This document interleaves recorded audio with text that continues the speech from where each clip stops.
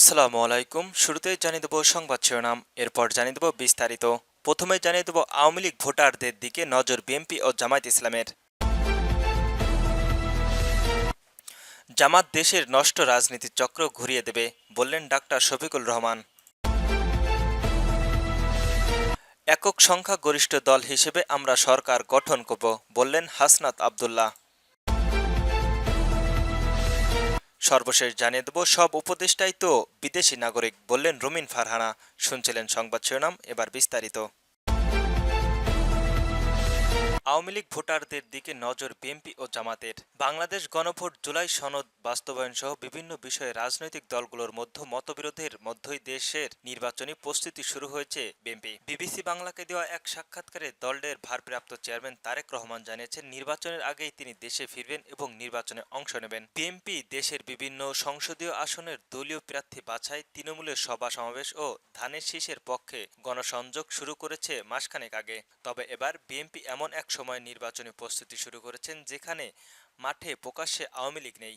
দলটির রাজনৈতিক কার্যক্রম নিষিদ্ধ থাকায় নির্বাচনের অংশ নেওয়ার অনিশ্চিত। এমন অবস্থায় বিএনপির প্রধান প্রতিপক্ষ হিসেবে সামনে চলে এসেছে বিএনপিরই একই সময়ের মিত্র জামায়াত ইসলামী। দলটি নির্বাচনী প্রার্থী নির্দিষ্ট করে প্রতিশ্রুতি শুরু করেছে আরও কয়েক বছর খানিক আগে। যদিও অতীতে নির্বাচনে দলটি যে ভোট তাতে করে জামায়াত বিএনপি আদৌ কোনো চ্যালেঞ্জিং ছুড়ে দিতে পারবে কিনা সে প্রশ্ন তুলেছে অনেকেই। তবে মাঠ পর্যায়ে জামায়াতকে বেশি আত্মবিশ্বাসী মনে হচ্ছে। সম্প্রতি বিভিন্ন জরিপের ফলে বাংলাদেশের সমর্থন বিএনপির কাছাকাছি উঠে আসায় জামায়াতের নেতাদেরও বিভিন্ন সময় আওয়ামী লীগ নির্বাচনের আশাবাদ প্রকাশ করেছে। জামায়াতের বিভিন্ন দলকে নিয়ে বিএনপির বিরোধী আলাদা একটি জোট তৈরি করার চেষ্টা করছে।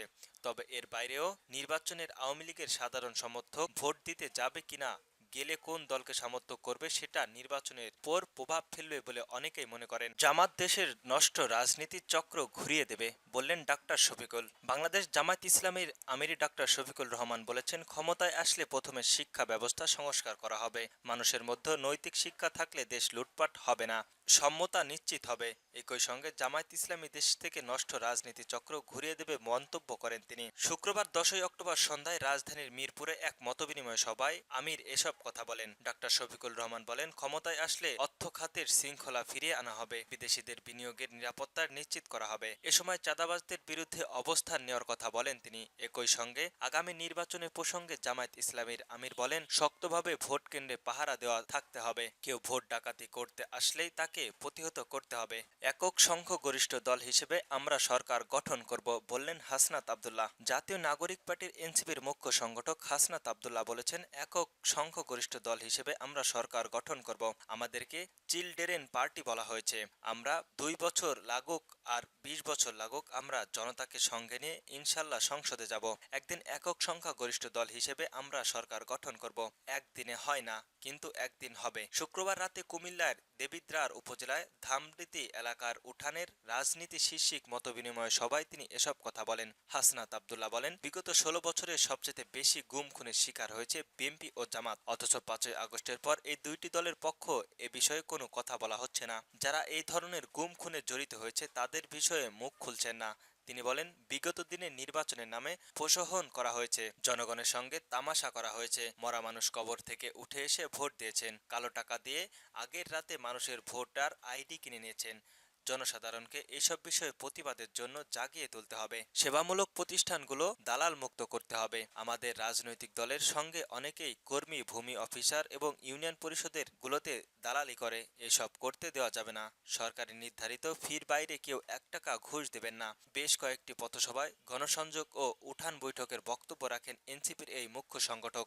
এ সময় দলীয় নেতাকর্মীরা তার সঙ্গেও ছিলেন। সব উপদেষ্টাই তো বিদেশের নাগরিক, বললেন রুমিন ফারহানা। বিএনপির কেন্দ্রীয় নির্বাহী কমিটির সহ আন্তর্জাতিক বিষয়ক সম্পাদক ব্যারিস্টার রুমিন ফারহানা বলেছেন, সেফ অ্যাক্সিডেন্টের কথা কি আর বলবো ভাই, প্রত্যেকটা উপদেষ্টাই তো বিদেশি নাগরিক। তারা দেশের গন্ডগোল লাগিয়ে বিদেশে চলে যেতে পারবেন। পারবেন না তো আপনি, পারবো না তো আমি। আপনাদের কোনো দেশের ভিসা লাগানো নেই। তিনি বলেন, সরকারের অনুরোধ করি, এমন কোনো কাজ করবেন না, এমন কোনো অপকর্মে জড়াবেন না, এমন দুর্নীতি করবেন না, এমন কোনো ওয়াদা করবেন না যেটার কারণে আপনারা সেফলি অ্যাক্সিডেন্টের প্রয়োজন হতে পারেন। কাজ করবেন স্ব ইচ্ছায়, সততায়, দেশপ্রেম বজায় রেখে, যাতে সেফ অ্যাক্সিডেন্টের কথা চিন্তা করতে না হয়।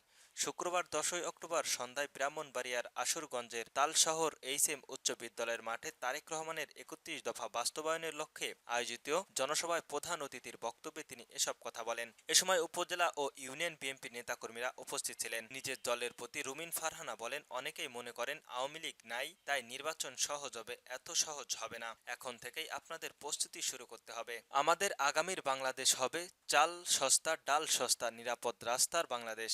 আগামীর বাংলাদেশ হবে তরুণ প্রজন্মের চাকরি ও অর্থনৈতিক নিরাপত্তা এবং বেকার ভাতার বাংলাদেশ। ঘরে ঘরে দক্ষ জনশক্তি তৈরির বাংলাদেশ। সভায় শেষে বিএনপির ভারপ্রাপ্ত চেয়ারম্যান তারেক রহমানের বিবিসিকে দেওয়া এক সাক্ষাৎকারের প্রজেক্টের মাধ্যমে দেখানো হয়।